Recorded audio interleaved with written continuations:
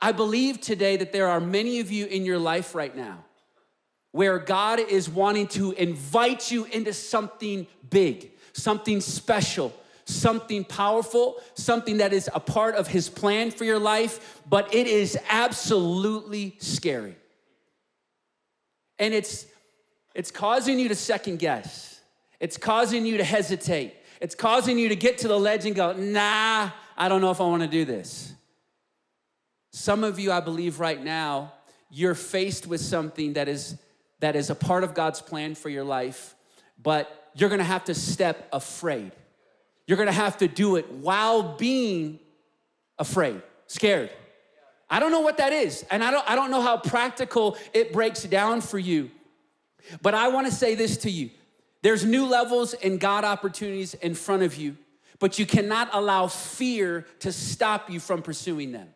I'll say this, living the dream or realizing your full potential, fulfilling your destiny that God has set out before you, becoming all that he's purposed you to be will require seasons of doing something afraid.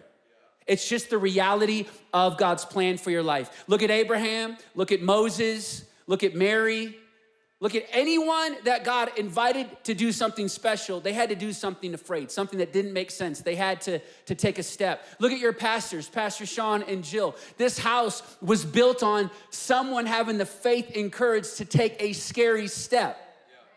So guess what? If our pastors and our leaders have been mantled in grace to do that, guess who those who follow him are gonna have to do?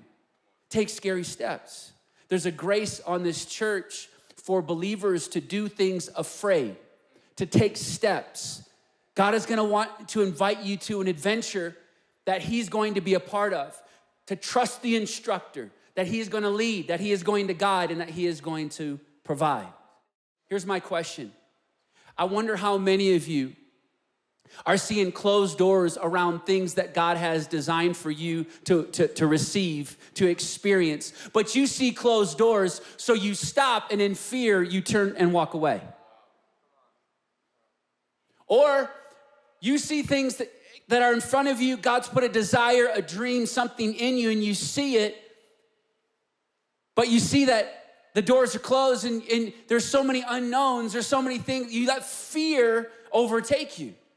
And so you stay motionless. You don't even run, you don't step forward, you just freeze. Steady stance, motionless. I want to encourage you today. God's promises for your life, his blessings, his provision, the things that he has for you, divine relationships, strategic ideas, business partners, many of those things are activated when you step, when you step in motion, when you do something, and you're gonna have to do it afraid. God's promises are motion activated.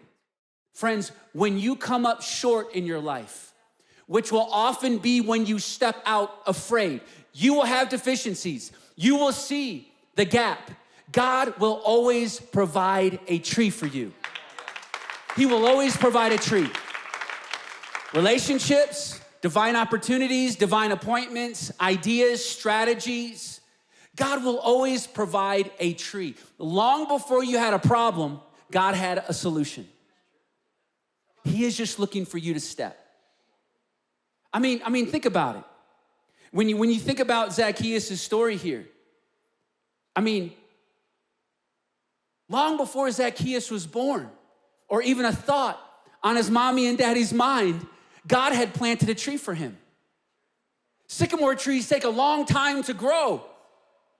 But Jesus knew that this man, at some point in his life, would get to a place where he'd be so desperate and looking for Jesus. And he says, you know what? You're short. I know you can't see me. I know you can't, in the natural, reach where you want to reach. So I'm going to plant a solution for you in your path that you can climb so you can experience the life that I've called you to live. Oh, does anyone here believe that there are trees in their path that when you step out, God's going to allow you to experience?